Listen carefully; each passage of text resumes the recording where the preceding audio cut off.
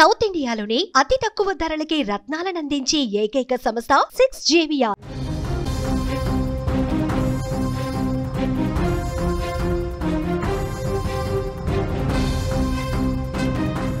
పంటలపై కోతులు, ఎలుకలు, మిడతలు, ఆఖరికి చీమలు దాడి చేయడం చూసాం, విన్నాం.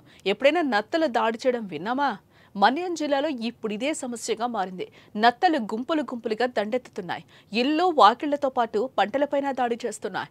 పార్వతీపురం, మన్యం జిల్లా కొమరాడ మండలం రావికర వలస, గంగిరేగు వలస, గదబ వలస తదితర ప్రాంతాల్లో బొప్పాయి, జామ, దొండ, చిక్కుడు, కాకర, బెండ, బీర తదితర ఉద్యాన పంటలను తినేసి గుల చేస్తున్నాయి. పార్వతీపురం, మన్యం జిల్లా కొమరాడ మండలంలోని గంగరేగు వలసలో కందులపాటి సాయిబాబు అనే రైతు 7 ఎకరాల్లో బొప్పాయి, జామ, పోకచెక్క పండిస్తున్నారు. 15 రోజులుగా తోటలోకి పెద్ద సంఖ్యలో నత్తలు వరుసబెట్టి వస్తున్నాయి. ఇప్పటికే 4 ఎకరాల మేర పంటలను తినేశాయట. ఇక అంతర పంటగా వేసిన 5,000 టమాటా మొక్కలను హాంఫట్ చేశాయని కూడా రైతు ఆవేదన వ్యక్తం చేస్తున్నారు. అసలు అవి ఎలా, ఎక్కడి నుంచి వస్తున్నాయో కూడా తెలియటం లేదట. ఇదిలా ఉంటే ఈ తోటల సమీపంలో జంఝావతి జలాశయం కూడా ఉంది. ఇటీవల కురిసిన వర్షాలతో వరద పెరిగి నత్తలు వచ్చాయేమోనని స్థానికులైతే భావిస్తున్నారు.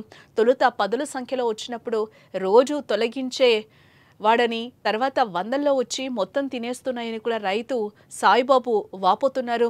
ఇకపోతే పంటలపై నత్తలు దాడి చేయడం కేరళలో ఎక్కువగా జరుగుతూ ఉంటుంది.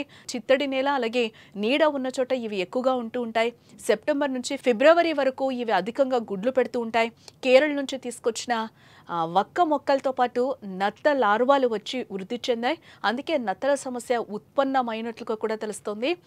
పంటల మధ్య దూరం ఉండి ఎండ బాగా తగిలితే నత్తల లార్వాలు బతకగలవు. తుప్పలను ఎప్పటికప్పుడు తీసివేసి భూమిని కూడా చదును చేస్తూ ఉండాలి. దీనిపై రైతులకు అవగాహన కల్పించాల్సిన అవసరం ఉందని కూడా జిల్లా ఉద్యాన శాఖ అధికారులు అయితే అభిప్రాయాన్ని వ్యక్తం చేస్తున్నారు. స్టార్ట్ అయిందండి. మే నెల దాకా చేను చాలా బాగుందండి. జూన్ నెల, జూలై నెల కానించి ఇది విపరీతం అయిపోయిందండి. మరి ఎక్కడి నుంచి వచ్చినాయి అర్థమవుతుంది. గతంలో మాకేం లేదండి. గత 30 సంవత్సరాల మట్టి మేము ఇక్కడ వ్యవసాయం చేస్తున్నాం. అప్పుడు ఏం లేదండి. ఇప్పుడు మీరు స్టార్ట్ అయిందండి. మే నెల దాకా చేను చాలా బాగుందండి. జూన్ నెల, జూలై నెల కానించి ఇది విపరీతం అయిపోయిందండి. మరి ఎక్కడి నుంచి వచ్చినాయి అర్థమవుతుంది. గతంలో మాకేం లేదండి. గత 30 సంవత్సరాల మట్టి మేము ఇక్కడ వ్యవసాయం చేస్తున్నాం.